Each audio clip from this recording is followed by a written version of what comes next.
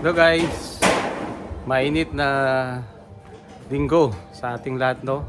Nandito tayo ngayon sa tambayan ni Brad & Sis. Dahil sa wala tayong magawa sa bahay, tumulong tayo, no, sa pagpipintura ng ordinaryong scene, no, na ilalagay natin sa harapan. Dahil sa nga mainit masyado yung harapan ng beach house ng tambayan ni Brad & Sis.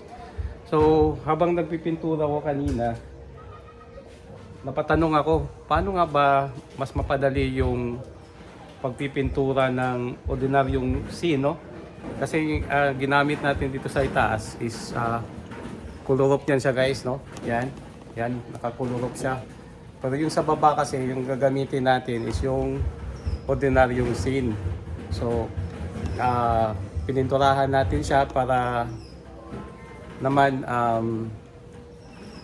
syempre protection na rin, no? Kasi nasa tabi tayo ng dagat. Yun nga, napaisip ko kanina paano nga mapadali yung pagpipintura natin ng ordinaryong scene. So habang nagpipintura ko kanina, may napansin ako, no? Kasi actually yung pagkagawa ko kanina, ganito siya,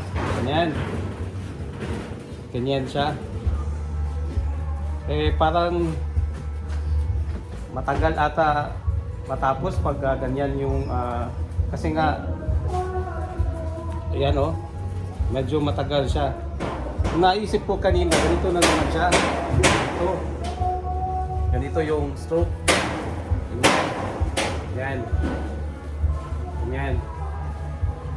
Yun nga lang, napansin ko kanina, pag nilipat mo yung bullet mo, ganyan ka nagsimula, tapos nilipat mo ulit na ganitong stroke, may guhit siya guys. Yun, may guhit siya konti dito, no? Kung mapapansin nyo, yan, meron siyang parang guhit, natatanggal yung pintura. Kasi nga pala yun dito dahil sa giliran ng pintura. So ang technique na nakita ko kanina na pwede nyong gayahin is that dapat pag nagpintura ka ng ordinaryong scene is ito siya dapat nauna, no? Let's say ito guys, yan, para mas makita nyo. Yan.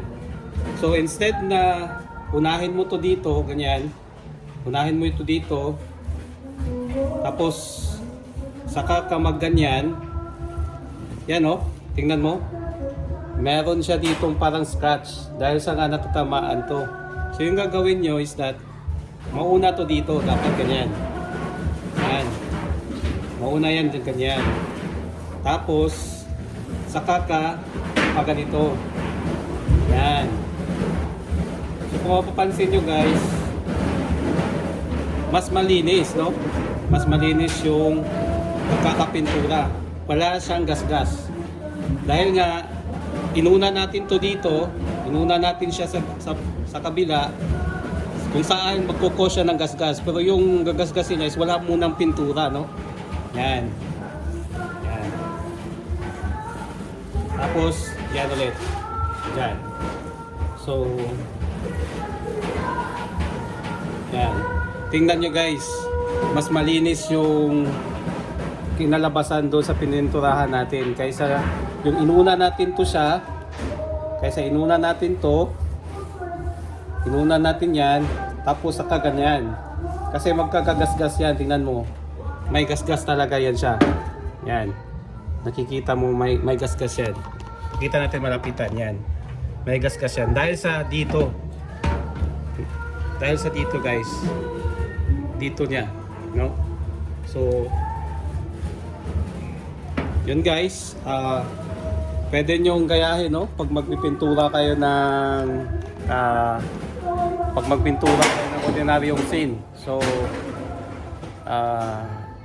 salamat guys sa panonood, and I hope na may natutunan kayo. Thank you. Bye.